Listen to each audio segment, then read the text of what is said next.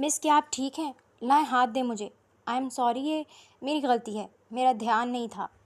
وہ مارٹ سے باہر آیا تو اپنے ہی دھیان میں چل رہا تھا جب اچانک اسے دھکا لگا۔ وہ لڑکھڑا کر خود کو گرنے سے بچا گیا تھا، لیکن اس حرکت پر وہ غصے سے آگ بگولا ہوتا پلٹا تھا، مگر سامنے کا منظر اسے ساکت کر گیا تھا۔ ایک لڑکی اس سے کچھ فاصلے پر دونوں ہاتھ کانوں پر رکھے آنکھیں میچے بیٹھی تھی، جبکہ اس سے چند انچ کے فاصلے پر ایک موٹر سائیکل رکی ہوئی تھی۔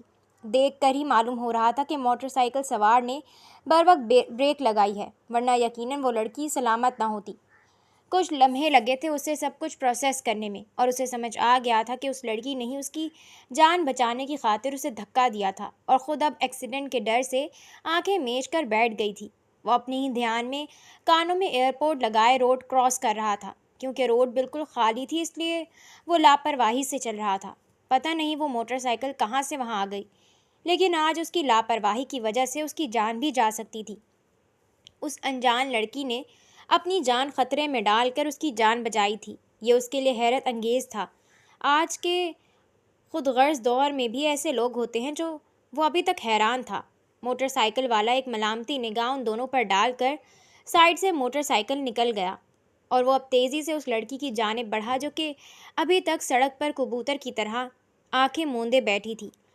وہ تیزی سے اس کی جانب بڑھ کر لچکدار انداز میں بولا تو اس کا ڈرائیور جو سڑک کے اس پار کھڑا تھا یہ معاملہ دیکھتا تیزی سے اس کی جانب آ رہا تھا۔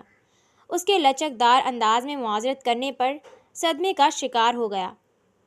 اس کا باس کب اتنا نرم مزاج ہو گیا؟ حالانکہ اس نے اپنی زندگی میں اس سے بد مزاج اور خڑوس شخص نہیں دیکھا تھا۔ احیان آفندی ہر شے سے لاپرواہ اس کے پاس آ کر اپنا ہاتھ اس کی جانب بڑھا گیا تاکہ وہ اس کا ہاتھ پکڑ کر کھڑی ہو جائے۔ جب اسے لگا کہ اب وہ محفوظ ہے تو مقابل کے ہاتھ اور مدد کو نظر انداز کرتے ہوئے بامشکل خود ہی ہمت پکڑتی کھڑی ہو گئی تھی۔ وہ سادہ سے شلوار قمیض پر ہم رنگ حجاب لیے ہوئے تیکھے نقوش کی مالک ایک حسین لڑکی تھی، مگر اس کے چہرے کی معصومیت ایسی تھی کہ دنیا جہان کی کشش خود میں سمیٹے ہوئے تھی۔ احیان آفندی بھی گہری نگاہوں سے اسے دیکھے گیا۔ آپ کو خیال رکھنا چاہیے، ہر بار قسمت ساتھ نہیں دیتی، ایسی لاپرواہی کا بڑا بھیانک انجام نکل سکتا ہے۔ اس نے ایک سرسری سی نظر اپنے سامنے کھڑے اس حسین ترین نوجوان پر ڈالتے ہوئے اسے مشورے سے نوازا، جو کہ اب اپنا ہاتھ پیچھے کر چکا تھا۔ وہ سنجیدگی سے اپنی بات کہتی اس پر دوسری نگاہ ڈالے بغیر وہاں سے چل دی، جبکہ احیان ابھی تک حیرت سے وہیں کھڑا اس معصوم سی لڑکی کی پشت دیکھ رہا تھا۔ اس کی آنکھوں میں ایک عجیب الجھا ہوا مگر گہرا سا تاثر تھا۔ اس کی حیرت میں اضافہ ہوا تھا اس لڑکی کی خاموشی سے جاتا دیکھ کر۔ کیا اس کی مدد کے بدلے میں اسے کچھ نہیں چاہیے تھا؟ لیکن اس سے بھی زیادہ جو چیز اسے چبھی تھی وہ تھا اس لڑکی کا اسے اگنور کرنا۔ وہ لڑکی اس سے کتنی آسانی سے نظر انداز کر کے جا چکی تھی، حالانکہ وہ کوئی عام شخص تو نہ تھا۔ وہ ملک کا سب سے بڑا اور سب سے معروف پروڈیوسر تھا، اور پھر حسین اتنا کہ دیکھنے والے کی نگاہ ٹھہر جائے۔ اس کی ڈیشنگ پرسنالٹی پر ہزاروں لڑکیاں مرتی تھیں۔ اسے عادت تھی ستائشی نگاہوں کی، اس پر جس کی بھی نگاہ پڑتی تھی پھر وہ نگاہ خاص ہو جاتی تھی۔ لیکن اس کی 30 سالہ زندگی میں پہلی بار ایسا ہوا تھا کہ اس کا سامنا کسی ایسی صنف نازک سے ہوا تھا جس نے ایک معمولی سی نگاہ ڈال کر نظریں پھیر لی تھی، اور پتہ نہیں کیوں اس لڑکی کا یہ عمل اسے عجیب سے احساس میں مبتلا کر گیا۔ کیسے ممکن تھا کہ کوئی اسے دیکھے اور دیوانہ نہ ہو، اور وہ بھی ایک عام سی لڑکی؟ اس سے یہ برداشت نہیں ہوا تھا۔ وہ بامشکل سر جھٹک کر اپنی گاڑی کی جانب بڑھ گیا۔ یہ لڑکی کون ہے؟ یہاں کیا کرنے آئی ہے؟ وہ بڑا پرسکون سا حسب معمول اپنے عالیشان آفس میں گھومتا ارد گرد کا جائزہ لے رہا تھا، جب اچانک اس کی نظر اس لڑکی پر پڑی جو کہ مایوس چہرے کے ساتھ وہاں سے باہر جاتی نظر آ رہی تھی۔ وہ ایک نظر میں اس لڑکی کو پہچان گیا تھا، حالانکہ پورا ایک ہفتہ ہونے کو آیا تھا، لیکن وہ آج تک اسے بھولا نہیں تھا۔ وہ لڑکی آج بھی اس کے ذہن پر سوار تھی۔ اس کا ایک نظر دیکھ کر نظر انداز کر کے چلے جانا وہ کیسے بھول جاتا، اور اب اسے اپنے سامنے اپنے آفس میں دیکھ کر وہ چونک گیا۔ آخر وہ یہاں کیا کر رہی تھی؟ اس نے فوراً اپنے پی اے سے اس لڑکی کے بارے میں پوچھا جو کہ خود انجان تھا۔ سر میں پتہ کرتا ہوں، بلکہ اسے باہر نکالتا ہوں۔ آئی ایم سوری، آج کے بعد ایسا کچھ نہیں ہوگا۔ وہ اس کے ریزرو نیچر سے اچھی طرح واقف تھا، اس لیے اس کے پوچھنے پر فوراً ہڑبڑا کر بولا، جبکہ وہ ہاتھ اٹھا کر اسے خاموش کروا گیا۔ نہیں، باہر نکالنے کی کوئی ضرورت نہیں، بس خاموشی سے مجھے پتہ کر کے بتاؤ کہ یہ لڑکی یہاں کس لیے آئی ہے، اور تب تک یہ باہر نہیں جانی چاہیے جب تک میں نہ کہوں۔ اپنے باس کی بات پر وہ پہلے تو حیران ہوا کہ وہ جتنا بے مروت اور بد لحاظ تھا یہ وہاں سب جانتے تھے، اس لیے اس کی ایسی بات ہضم کرنا ہی مشکل تھا، لیکن وہ سوال نہیں کر سکتا تھا، اس لیے خاموشی سے سر ہلا کر فوراً وہاں سے نکل گیا۔ جبکہ وہ وہیں فرسٹ فلور پر کھڑا ریلنگ سے گراؤنڈ فلور پر موجود اس لڑکی کو دیکھ رہا تھا۔ سر، وہ لڑکی رائٹر ہے، ہم نے جو پچھلے ہفتے رائٹرز کے لیے ایڈ دیا تھا اسی سلسلے میں آئی ہے، لیکن سر انٹرویوز تو ختم ہو چکے ہیں، ہم نے اپنے نیو پروجیکٹس کے لیے رائٹرز ہائر کر لیے ہیں، اب اس لڑکی کا کیا کرنا ہے؟ اسے واپس لوٹا دیں کیا؟ کچھ ہی دیر میں اس کا پی اے واپس آ کر اسے سب بتاتا اب اس کے اگلے حکم کا منتظر تھا۔ اس کی بات پر مقابل کے لبوں پر ایک گہری مسکراہٹ آئی تھی، جسے اگلے ہی لمحے وہ چھپا گیا۔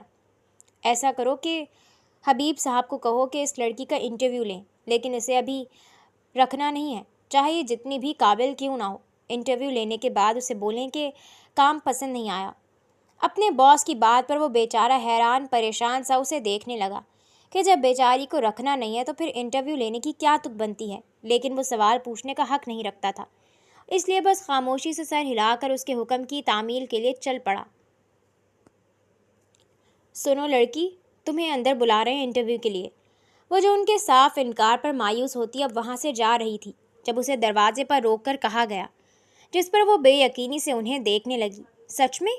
اس کی آنکھوں میں جیسے جگنو جگمگائے تھے، جنہیں اپنے وسیع آفس میں بیٹھے احیان آفندی نے کیمرے کی نظروں سے باغور دیکھا تھا۔ کچھ ہی دیر میں اسے ایک کمرے میں پہنچا دیا گیا تھا جہاں ایک ادھیڑ عمر شخص بیٹھا تھا۔ اسے سامنے کرسی پر بیٹھنے کا اشارہ کرتے وہ اب سنجیدگی سے اس سے مختلف سوال کر رہے تھے۔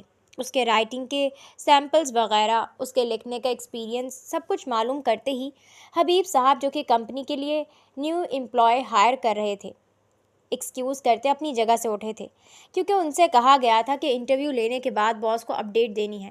سر، لڑکی واقعی قابل ہے، کمال کی اسکرپٹ لکھ سکتی ہے، اس نے احیان آفندی کو فون پر رپورٹ دی تھی۔ جو بھی ہے اسے بول دو کہ تمہیں کام پسند نہیں آیا۔ اپنے باس کی بات پر وہ جذبز ہوئے، لیکن باس کا حکم ماننا ہی تھا۔ سوری مس، ہمیں آپ کا کام پسند نہیں آیا، آپ کے وقت کا بہت بہت شکریہ۔ وہ جو آنکھوں میں امید اور جگنو لیے منتظر سی بیٹھی تھی، ان کے صاف انکار پر اس کا چہرہ ایک لمحے کے لیے مرجھا گیا، مگر اگلے لمحے وہ ہلکا سا مسکرا کر سر ہلاتی شائستگی سے وہاں سے اٹھ کر آفس سے نکل گئی۔ وہ بوجھل ہوتے قدموں کے ساتھ اب سیڑھیوں کی جانب بڑھی تھی۔ آپ یہاں کیسے؟ وہ اپنے ہی خیالوں میں گم چل رہی تھی جب وہ کسی سے ٹکراتے ٹکراتے بچی۔ سامنے والے کے الفاظ پر وہ چونک کر متوجہ ہوئی اور اپنے سامنے اس دن والے نوجوان کو دیکھ کر حیران ہوئی۔ یہ میرا آفس ہے، آپ یہاں کیسے؟ احیان آفندی نے یوں ظاہر کیا جیسے اس کی موجودگی سے بالکل لا علم ہو۔ میں تو یہاں انٹرویو کے لیے آئی تھی، اس نے بجھے ہوئے انداز میں بتایا اور سر جھکائے وہاں سے نکلنے کے لیے پر تولنے لگی۔ کس چیز کا انٹرویو؟ مقابل سب کچھ جانتے ہوئے بھی بات کو تول دے رہا تھا۔ اسکرپٹ رائٹر کے انٹرویو کے لیے۔ سامنے سے مختصر سا جواب آیا۔ تو پھر کیسا رہا آپ کا انٹرویو؟ مقابل کے سوال پر اس کے لبوں پر ایک اداس سی مسکراہٹ آئی تھی۔ اچھا نہیں تھا، انہیں میرا کام پسند نہیں آیا، اس نے مدھم انداز میں اسے بتایا۔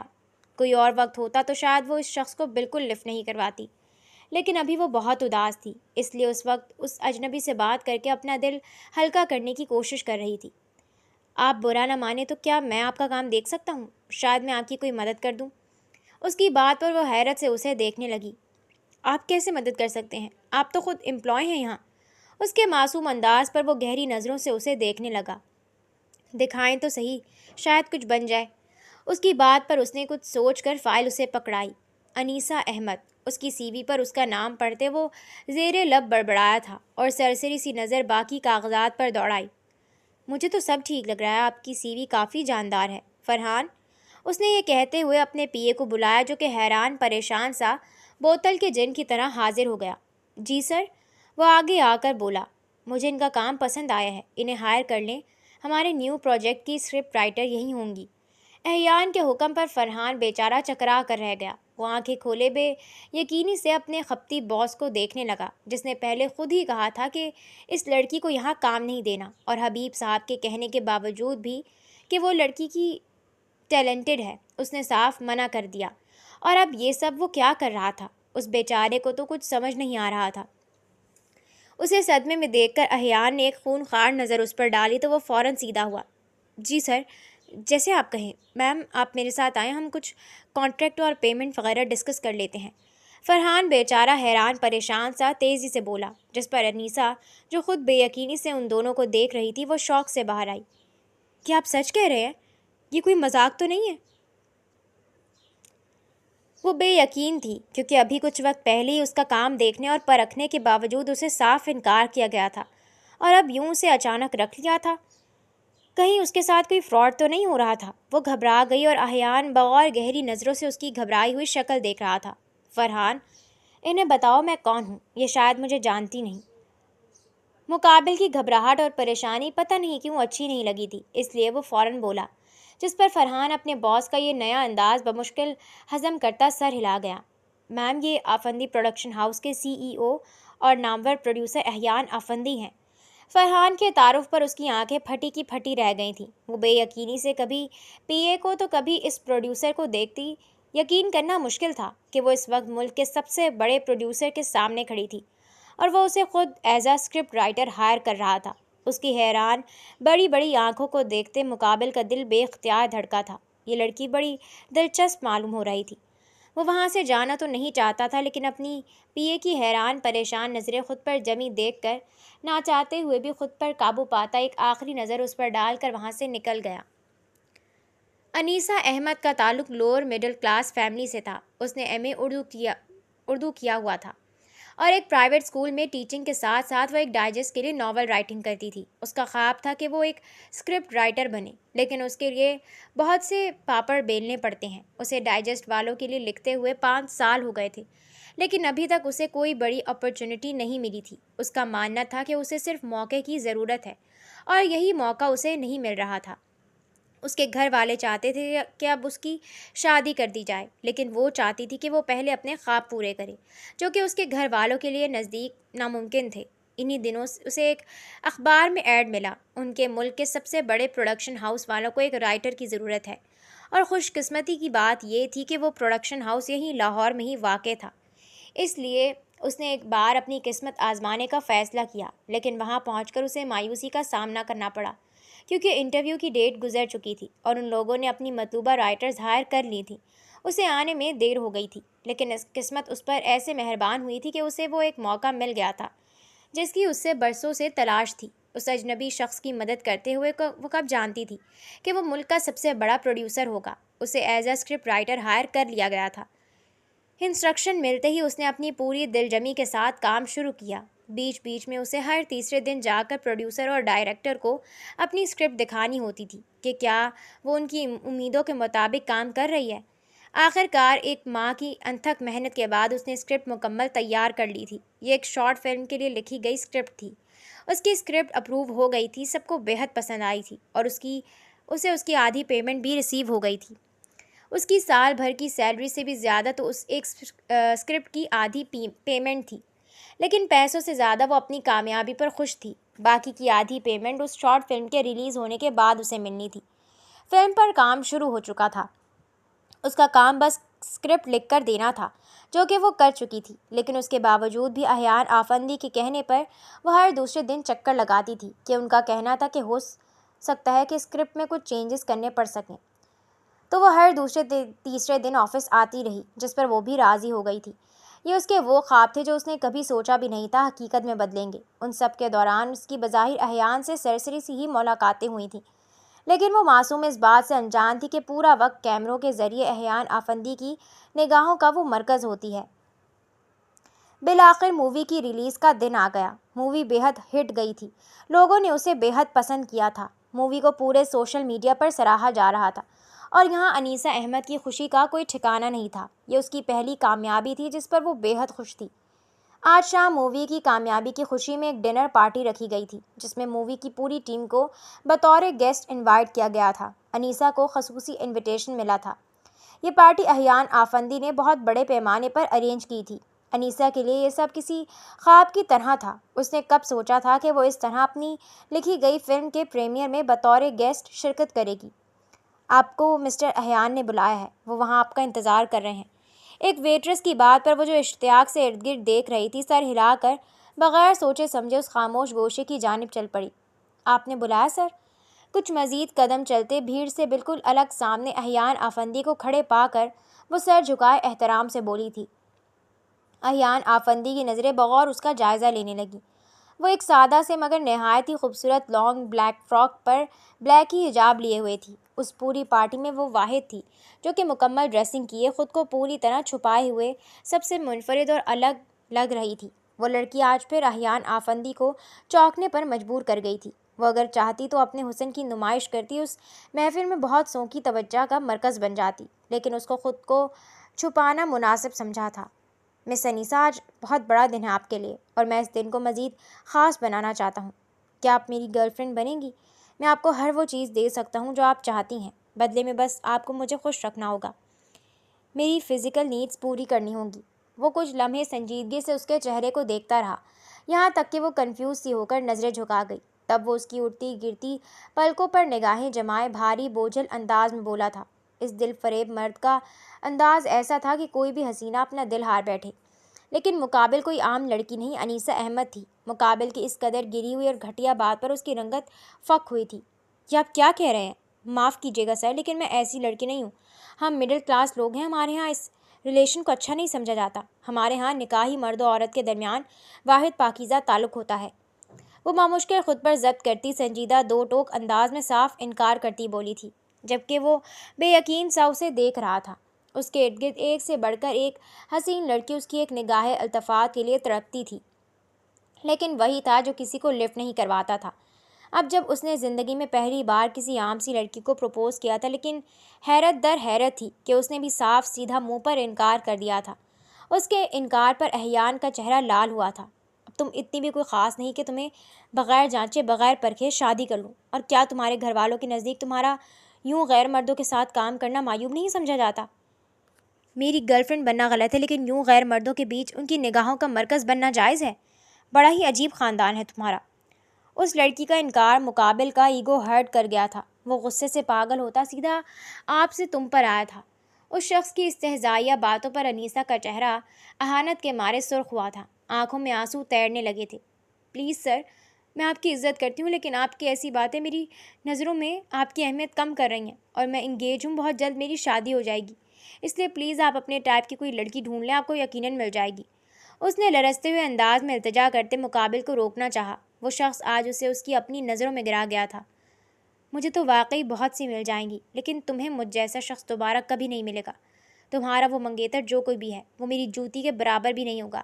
دیکھو لڑکی، مجھ سے بگاڑ کر تم کہیں کی نہیں رہو گی۔ اگر تم کامیاب ہونا چاہتی ہو تو اس کے لیے تمہیں میری ضرورت پڑے گی۔ یاد رکھنا، اس انڈسٹری میں اپنے قدم مضبوطی سے جمانا آسان نہیں ہے، اس لیے سوچ سمجھ کر فیصلہ کرو۔ مجھے انکار کرنا تم پر بہت بھاری پڑ سکتا ہے۔ اگر مجھے خوش نہیں کر سکتی تو تم بھی خوش نہیں رہ سکتی، یہ یاد رکھنا۔ ویسے بھی شادی کر کے بھی تو تمہیں کسی کی زینت بننا ہے۔ اس سے بہتر نہیں کہ تم مجھے سرو کرو اور بدلے میں تمہیں ہر وہ چیز ملے گی جس کی تمہیں خواہش ہے۔ اس کی منگنی کی خبر جیسے احیان آفندی کے دل میں آگ لگا گئی تھی۔ اس شخص کی گھٹیا باتوں پر انیسہ کا دل چاہا زمین پھٹے اور وہ اس میں سما جائے۔ مجھے کچھ نہیں چاہیے سر، پلیز، مجھے بس یہاں سے جانا ہے۔ اس کے تڑپ کر روتے ہوئے کہنے پر مقابل کے دل کو کچھ ہوا، لیکن وہ خود کو سخت کر گیا۔ ٹھیک ہے، تم چاہو تو جا سکتی ہو، لیکن یاد رکھنا جو تمہاری منزل ہے وہاں تک بغیر کسی سیڑھی کے نہیں پہنچ سکتی، اور ایک بار یہاں سے پلٹ گئی تو زندگی دوبارہ موقع نہیں دے گی۔ وہ سخت انداز میں بولا، لیکن مقابل کہاں سن رہی تھی۔ وہ تو بس خوفزدہ سی بس یہاں سے فرار چاہتی تھی۔ اس کی بات ختم ہوتے ہی وہ بھاگنے کے انداز میں وہاں سے نکلتی چلی گئی تھی، جبکہ مقابل کی نظروں نے دور تک اس کا پیچھا کیا تھا۔ اسے یقین تھا یہ لڑکی یہ سب چھوڑ کر کہیں نہیں بھاگ سکتی۔ اس کا لاکھوں کا کانٹریکٹ ہوا تھا ان لوگوں کے ساتھ، وہ اب پیچھے نہیں ہٹ سکتی تھی۔ احیان آفندی کی پرورش جس معاشرے میں ہوئی تھی وہاں عورت کو اچھا نہیں سمجھا جاتا تھا۔ اس نے ہمیشہ عورت کو بے وفا پایا تھا۔ اس کے نزدیک عورت صرف اپنے مطلب کے لیے دوسروں کو استعمال کرتی ہے۔ وہ خود غرض اور بد کردار ہوتی ہے جو صرف اور صرف اپنی غرض کی خاطر اچھی بنتی ہے۔ اسے عورت کی وفا پر یقین نہیں تھا۔ اس کی اپنی ماں اس کے باپ سے اپنا مطلب نکلوا کر اسے چھوڑ کر بھاگ گئی تھی، اور یہاں یہ چیز عام سمجھی جاتی تھی۔ اس نے اپنے سوشل سرکل میں کوئی ایسا کپل نہیں دیکھا تھا جو کہ خوشحال ہو، جن کے درمیان خلوص اور وفا موجود ہو۔ اگر کوئی کپل دنیا کی نظر میں کامیاب اور خوش تھا تو بھی وہ کسی غرض کے تحت ایک دوسرے کے ساتھ جڑے ہوئے تھے، نہ کہ وفا اور خلوص کے تحت۔ اس لیے تو وہ ہمیشہ ان مکار عورتوں سے دور رہتا تھا۔ لیکن پہلی بار زندگی میں ایسا ہوا تھا کہ اسے ایک ایسی لڑکی ملی جو کہ بے غرض لگی، پرخلوص، معصوم سی۔ وہ ان لڑکیوں سے بالکل الگ تھی جنہیں وہ اپنے ارد گرد دیکھنے کا عادی تھا، اور تب سے ہی اس کے اندر کچھ عجیب سی ہلچل مچی ہوئی تھی۔ اس کا دماغ یہ کہتا تھا کہ یہ لڑکی بھی معصوم نہیں ہے، کوئی عورت کیسے معصوم ہو سکتی ہے؟ اس کا دماغ اس سے یہی کہتا تھا کہ اس لڑکی کا ضرورت سے زیادہ معصوم اور مخلص ہونا بھی اس کی کوئی مکاری ہے، جبکہ اس کا دل اس کی معصومیت میں اٹک سا گیا تھا۔ وہ لڑکی انجانے میں اسے اپنی جانب کھینچ رہی تھی۔ وہ خود کو برباد نہیں کرنا چاہتا تھا، لیکن اپنے دل کے ہاتھوں مجبور ہو کر آخر اس نے یہ فیصلہ کیا کہ اس لڑکی کو آزمائے گا۔ یقیناً کچھ ہی وقت میں وہ بھی اپنی اصلیت پر اتر آئے گی۔ وہ اسے اپنانے کا ارادہ نہیں رکھتا تھا، وہ بس اسے استعمال کر کے صرف یہ ثابت کرنا چاہتا تھا کہ وہ بھی باقی لڑکیوں کی طرح ہی ہے۔ لیکن اس نے اس کی آفر سیدھی اس کے منہ پر مار دی، اس کی باتوں کو نظر انداز کرتی وہاں سے چلی گئی۔ یہ بات جہاں دل کو بری طرح چبھی تھی، وہیں دماغ کو حیران چھوڑ گئی تھی۔ وہ لڑکی ایک بار پھر اپنی معصومیت ثابت کر گئی تھی۔ وہ اسی لمحے پارٹی سے نکل آئی تھی۔ اس نے کب سوچا تھا کہ ایسا بھی کچھ ہو سکتا ہے؟ وہ بہت ڈر گئی تھی۔ مقابل بہت طاقتور تھا اور وہ چاہ کر بھی اس کا مقابلہ نہیں کر سکتی تھی۔ اس کے ماں باپ اکثر اسے کہا کرتے تھے کہ یہ شعبہ، یہ دنیا اس کے لیے نہیں بنی، لیکن اس کی ضد کے آگے خاموش ہو جاتے۔ مگر آج اسے وہ تمام باتیں صحیح لگ رہی تھیں۔ اس نے فیصلہ کر لیا تھا کہ اب دوبارہ کبھی یہ فضول شوق نہیں پالے گی۔ اپنے تمام خواب اس نے وہیں دفنا دیے تھے۔ اس رات وہ گھر آتے پوری رات روتی رہی تھی۔ اسے ایک رات میں اس کے خوابوں کا قتل ہوا تھا۔ اگلے ہی دن اس نے اپنی ماں کو بتا دیا کہ وہ شادی کے لیے تیار ہے۔ اس کی منگنی بچپن میں ہی ہو گئی تھی۔ وہ لوگ تو کب کا شادی کرنا چاہتے تھے، بس وہی تھی جو ابھی تیار نہیں تھی، لیکن اب اسے بھی کوئی اعتراض نہیں تھا۔ 2 دن ہو گئے تھے اس نے دوبارہ احیان آفندی کے آفس کا رخ نہیں کیا تھا۔ رائٹنگ کا بھوت اس کے سر سے اسی دن اتر گیا تھا جب احیان آفندی کی گھٹیا باتیں سنی تھی۔ آج 2 دن بعد شام میں وہ بوجھل سی طبیعت کے ساتھ اپنے گھر سے کچھ ضروری چیزیں لینے کے لیے نکلی تھی۔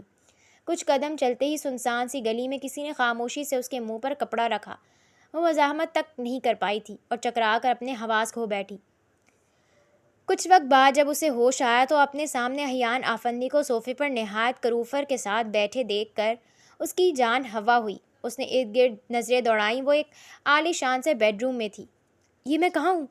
آپ یہاں کیا کر رہے ہیں؟ یہ سب کیا ہو رہا ہے؟ کیا چاہتے ہیں آپ مجھ سے؟ وہ گھبراتے ہوئے سامنے بیٹھے شخص کو دیکھ کر بولی، جو مجھے چاہیے مجھے نہیں لگتا تم مجھے وہ دے سکتی ہو، لیکن آج تمہیں اندازہ ہوگا کہ مجھے انکار کرنا تمہاری زندگی کی سب سے بڑی غلطی تھی۔ وہ اسے دیکھ کر سنجیدہ انداز میں کہتا اپنی جگہ سے اٹھا تو وہ خوف کے مارے پیچھے کھسکتی بیڈ کراؤن سے جا لگی تھی۔ مقابل قدم قدم چلتا اس کے سامنے بیڈ پر بیٹھا تو انیسہ کو لگا اس کی جان یہی نکل جائے گی۔ وہ خوف کے مارے اپنی جگہ سے اچھل کر بستر سے اتری تھی۔ اس سے پہلے کہ وہ وہاں سے بھاگتی، مقابل تیزی سے اس کی کلائی جکڑ چکا تھا، اسے کھینچ کر واپس بستر پر پٹکا تھا۔ نہیں، چھوڑیں مجھے، پلیز میرے ساتھ ایسا مت کریں، آپ کو خدا کا واسطہ میری عزت خراب مت کریں، میں ایسی لڑکی نہیں ہوں، میں مر جاؤں گی، پلیز مجھے گندہ نہ کریں۔ وہ بلک بلک کر روتے ہوئے بولی تو مقابل جو اس کی جانب جھکنے لگا تھا وہ نہ چاہ کر بھی اپنی جگہ پر ٹھہر گیا۔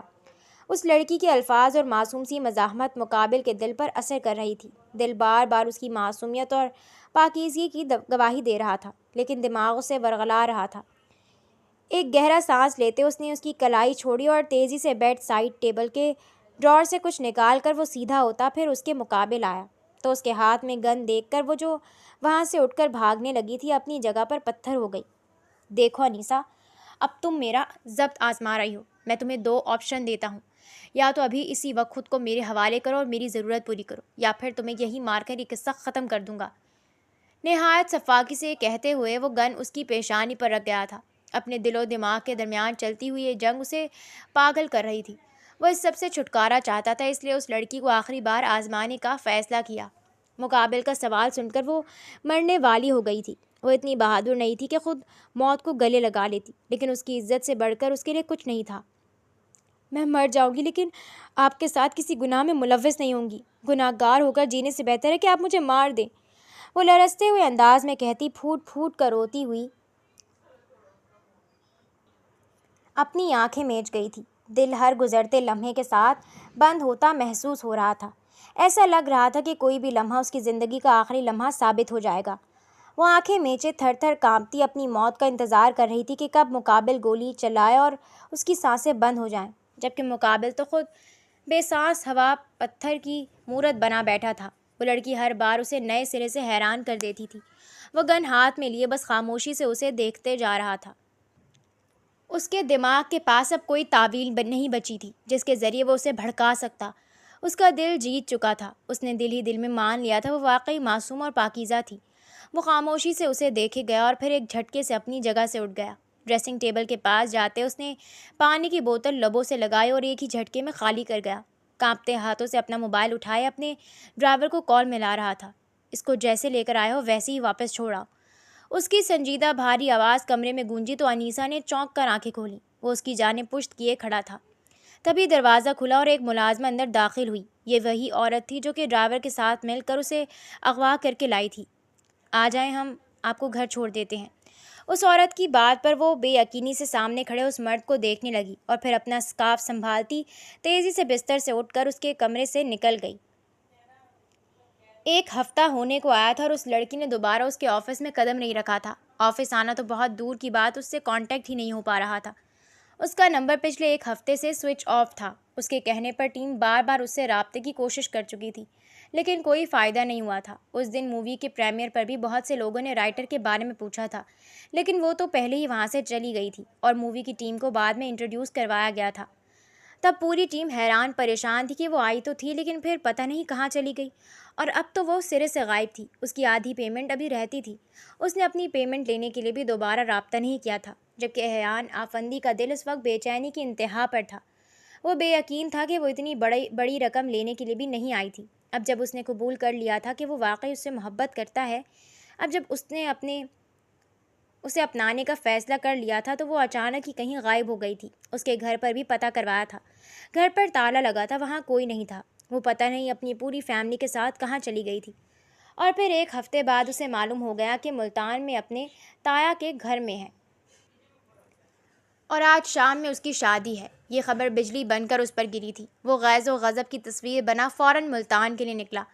یہ تو طے تھا کہ اس کے جیتے جی وہ کسی کی نہیں ہو سکتی تھی۔ میں اس سے شادی نہیں کروں گا، مجھے یہ نکاح قبول نہیں ہے، اس کے غیر مردوں کے ساتھ تعلقات ہیں، میں ایسی لڑکی سے ہرگز شادی نہیں کروں گا۔ نکاح کے وقت اپنے دولہے کے منہ سے یہ بات سن کر وہ سکتے کی کیفیت میں آ گئی تھی۔ وہ اس کا بچپن کا منگیتر تھا۔ اس نے ساری عمر خود کو اس کے لیے سنبھال کر رکھا تھا، اور آج عین نکاح کے وقت وہ یوں سب کے سامنے اس کے کردار کی دھجیاں اڑاتا نکاح سے انکار کر گیا تھا۔ انیسہ کو لگا کہ وہ مارے ذلت کے یہیں زمین میں گڑ جائے گی۔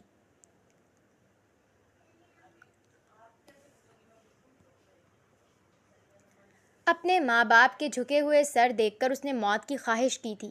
اسے نہیں معلوم کہ اس کا ہونے والا شوہر کس بنیاد پر یہ الزام لگا رہا ہے، لیکن یہ الزام اسے اندر تک توڑ گیا تھا۔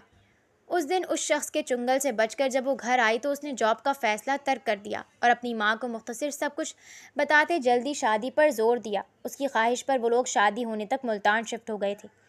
وہ نہیں چاہتی تھی کہ اب دوبارہ وہ اس گھٹیا شخص کا شکار بنے۔ اب جب آخر سب ٹھیک ہونے لگا تھا تو اس کے منگیتر نے یوں اسے سب کے سامنے بے مول کر دیا تھا۔ مجھے یقین ہے انیسہ پر اور اس کی کردار پر، میں نے اپنی زندگی میں اس سے زیادہ پاکیزہ لڑکی کبھی نہیں دیکھی۔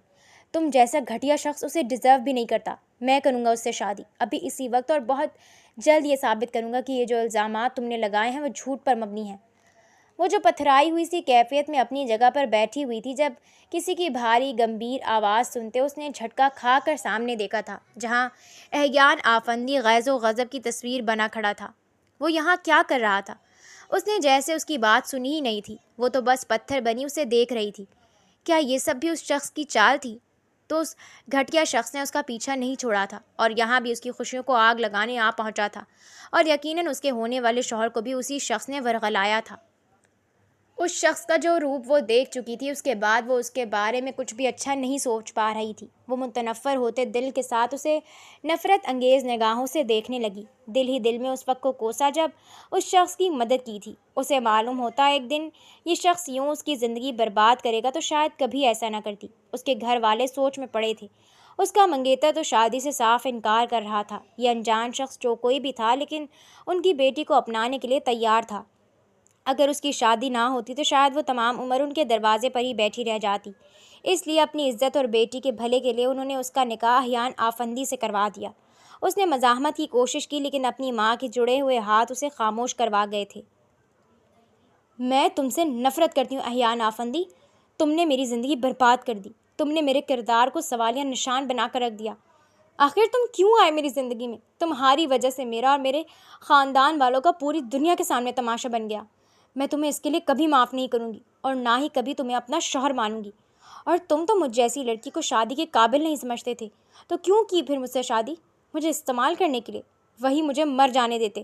اس سے تو بہتر تھا کہ میں ساری عمر اپنے ماں باپ کے گھر میں بیٹھی رہ جاتی۔ اسے احیان آفندی کے ساتھ رخصت کر دیا گیا تھا۔ رخصت ہوتے وقت اس کے باپ نے اس سے ہر طرح کا تعلق ختم کر دیا تھا۔ وہ پتھر کی مورت بنی احیان آفندی کے ساتھ اس کے بڑے سے مینشن میں بنے اسی کمرے میں آ گئی تھی جہاں کچھ عرصہ پہلے وہ اسے اغوا کر کے لایا تھا، لیکن آج وہ اس کے بیڈ روم میں اس کی بیوی کی حیثیت سے موجود تھی۔ آج نہ تو وہ یہاں سے بھاگ سکتی تھی، نہ اس شخص سے بچ سکتی تھی۔ اب تو اس کے گھر والوں نے بھی اس سے تعلق توڑ لیا تھا۔ وہ پوری طرح اس ظالم شخص کے رحم و کرم پر تھی۔ یہ سوچ اسے پاگل کر رہی تھی۔